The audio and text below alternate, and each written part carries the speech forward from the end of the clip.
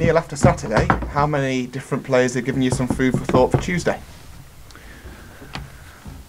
Well, I just think you know, we made a couple of changes at half time, and you know, they had a positive effect. So you know, it gives you food for thought for going into Tuesday's game. Did Donovan Wilson kind of show why you signed him in glimpses on Saturday? I just think it's with all under 23 players that come into the team, it takes a time to adjust. And of course, time's the thing that we don't have because we're desperate for results, and it's hard for lads because they get thrown in at the deep end and everybody's expecting them to perform. But Donovan's got good ability. He's a talented player. We took him because he can score goals, but it's obviously it's a different game altogether than the under 23 football he was playing at Wolves. But on Saturday he done the job that we wanted, and he worked hard, and getting a goal will do his confidence a world of good. You've gone with Joe Davis above James Gibbons for the last few weeks, but when he come on at half time, was that more like the James Gibbons of old, shall we say? I think we've got to remember that with James, he's a young lad. He's playing for his local club. He's playing for a club that's fighting a relegation battle, and he's obviously, like all of us, he feels a strain. And at first you play with a you know, when you're youthful, I think you play with no fear. I think, but at times probably lately he's not played with that like he did earlier on, and he's got to get back to doing that. But he's got a big future at the club. I've just got to be careful how I deal with him. But he's certainly a player that I really like, and he's, like I say, he's a good player. But like all young players, sometimes you need to just be careful how you use him all the time. What do you make of your current form at the moment? Because it's been a while without a win, but you're 4 unbeaten at the same time. Well, obviously, you know, we're not daft. I think when you're not winning games, the manager comes under pressure. People start looking at me because we're not winning. But I think we've shown that we can, against anybody, we can give a good account of ourselves. But everybody wants us to get a result, like I do, and it is frustrating. But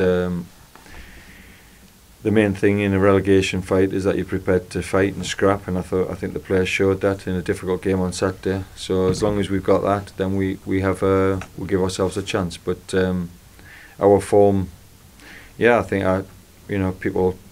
It depends what at the end of the day, it's always what you know, people expect it.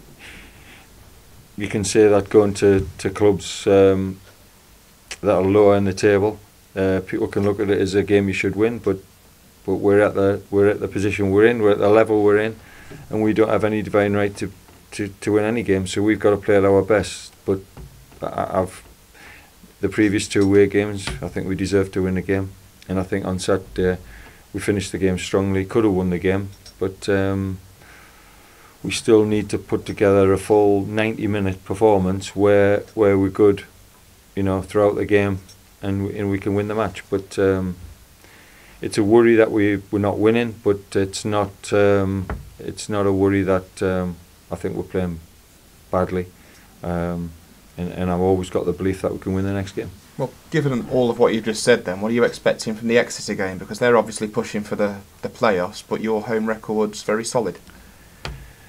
I don't think it matters if we play the team at the top or the team at the bottom. We have to play well ourselves. Can't afford to be conceding 2 goals like we did on Saturday, 2 soft goals. But it doesn't worry me who we're playing against. We respect all the teams. We know that they could, on any given day in this league, the team at the bottom can be the team at the top. We just got to focus on our own performance, and we've got to do our jobs properly. And if we do that, we can get the result. And reports and bookmakers linking your coach Gary Brabham with the vacant Wrexham job. Do you know anything about that? All I know is that Gary's managed teams, you know, big clubs in that level, and he'll always be somebody that gets linked with jobs because he's managed Cambridge, Luton, Tranmere, the bigger teams at that level, of which obviously Wrexham are a big club. But I think he's focused certainly at this moment in time on what we're doing here, and I don't think I expect that to change. How key a part is he of what you're trying to do here? I think all my staff are key because you can only work with people that you trust. I think there's a lack of trust in football. There's a lot of backstabbing in football. There's a lot of backstabbing at this club. There's people who probably even now don't want me here.